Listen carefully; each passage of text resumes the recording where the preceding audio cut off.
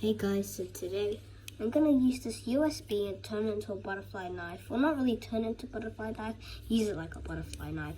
So this is how I open the USB. This is how I close the USB. So I open it.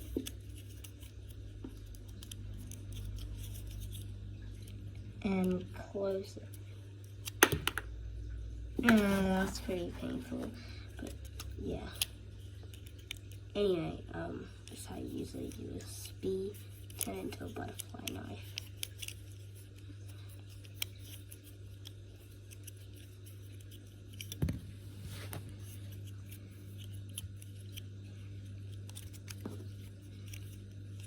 Here.